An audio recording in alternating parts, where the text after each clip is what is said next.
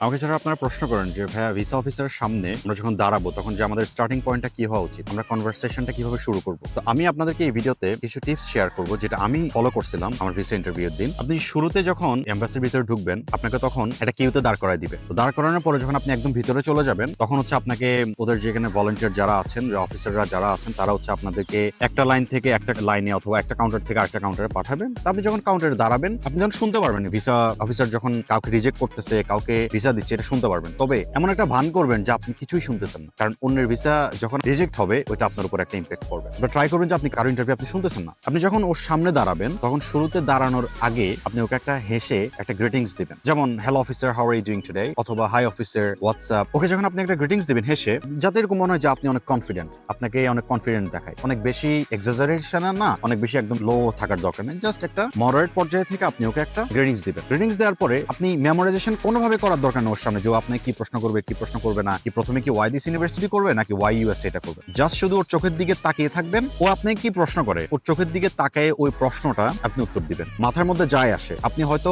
বাসা থেকে পড়ে আসছেন একরকম ভাবে, এখানে এসে লাইন এলোমেলো হয়েছে, কোনো সমস্যা নাই, আপনি ওর চোখের দিকে তাকিয়ে ওই প্রশ্নের উত্তরটা দেন। আপনি কনফিডেন্ট থাকেন, আপনি অনেক উচ্চ স্বরে কথা বলার দরকার নাই, অনেক নিম্ন স্বরে কথা বলার দরকার নাই, মডারেট কথা বলেন, ইনশাল্লাহ আপনি একটা বেটার রেজাল্ট পাবেন আমি আশা করি।